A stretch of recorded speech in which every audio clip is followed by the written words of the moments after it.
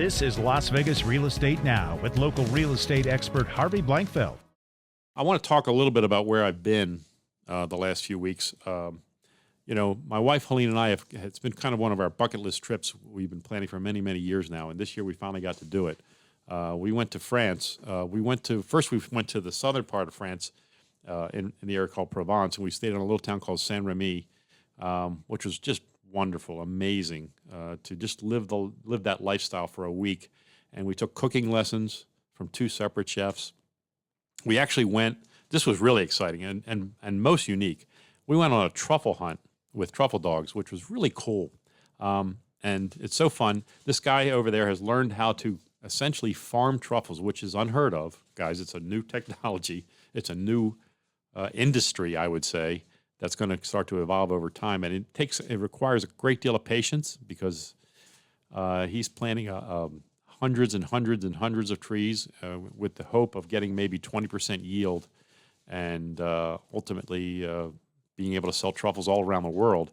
And so we went there for this day, and then he showed us this dogs. 3 dogs come out, and this one dog, a little dog, maybe about 8-10 pounds, and his name was Caramel. And so and his owner describes him. He says, Caramel's a bit of a dick. Is what he says to us.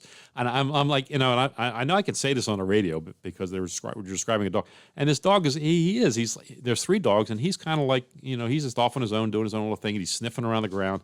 And finally you see him stop, and he just starts digging. I mean, he's just furiously digging hard. He's spinning it around this circle and around this one little hole. He's moving his back feet around. He's digging. Finally, and the handlers are on top of him watching him, and they stop him for a moment, and then they reach into the hole, and there's nothing happening. So then they let him dig a little longer, and then boom, then you see then all of a sudden he pops up and takes off. He got the truffle and he took off. I mean, he knows he's not supposed to do that. And we found out later that the handlers kind of described, says, hey, listen, if you guys weren't around, he knows he's in big trouble for doing that. But he knew you were around, so he got away with it. So he got the trouble. Normally they get in a nice treat. They get sausage or they get pieces of cheese when they find one, and they're happy to give them up and give it back to you. But so with these truffles, they're growing about maybe 6 inches to a foot underground, and this one was fairly close to the surface when he dug it up. And these dogs go around, they sniff around these trees, and this very specific process that this truffle farmer has to follow to get these truffles. And he brings the dogs out once a week, and they go truffle hunting. The day we were there, we found, I want to say 8 truffles, and some of them were quite big. I mean, maybe bigger than golf balls. Some of them almost a baseball size, not quite baseball size, somewhere between a golf ball and a baseball. And beautiful summer truffles, and he sells these around the world. He gives you the opportunity to kind of invest in his venture too. You can sponsor a certain tree or whatever, and then every once in a while he'll actually send you a truffle, which is pretty cool to see a fresh truffle show up. And truffles don't have a very good lifespan, so he taught us a lot about truffles. I'm the kind of guy, when I go to a restaurant and they tell me they're going to put truffle oil on something, I've always kind of been hesitant about that because to me, the truffle oil is so strong. The flavor that they use is so strong. And he pointed out to us, and we had kind of a class on truffles, and he pointed out to us that the majority of these truffle oils are not legit. They're not made with real truffles. They're made with chemicals to make them taste like truffles. And so what I suspected is true. They're just not that good.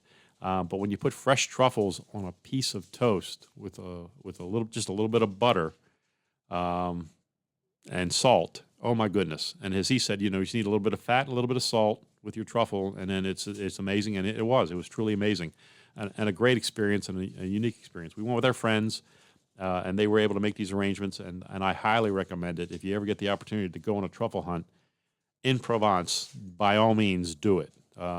It's again a very unique experience, and you guys know me. I'm kind of a foodie. This was pretty special.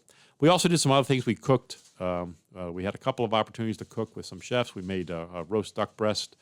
We made a leg of lamb at a different time.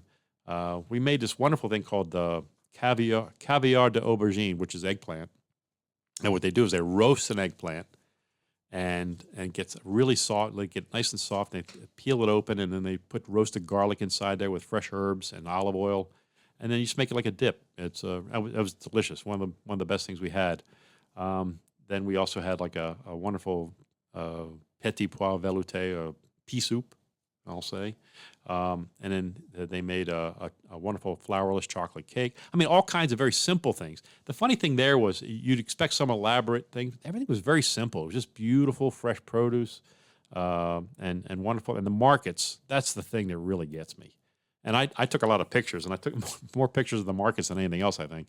The beautiful fresh produce, the tomatoes, the strawberries, the raspberries, and of course lavender. Lavender is the thing. In southern France, there's lavender everywhere, and it was in full bloom as we were there these past couple of weeks, and just amazing. And so you buy these sachets filled with lavender and all that stuff. Nice to bring back. But the food in the south of France is again, it's just simple ingredients put together very simply. We had a variety of things, including some beautiful fresh seafood and other things.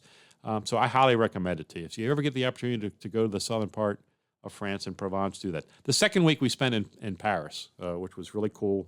Just a few weeks before the Olympics, we got to see the Eiffel Tower all lit up with the Olympic symbols on it, and we got to see a bunch of other things. We actually went to Burgundy, spent a day in Burgundy. We spent another day in Normandy, which was really kind of emotional and well worth the trip as well. So I wanted to just get you guys caught up on this trip because to me it was so phenomenal. And if you guys ever get the opportunity to go, I would highly encourage it.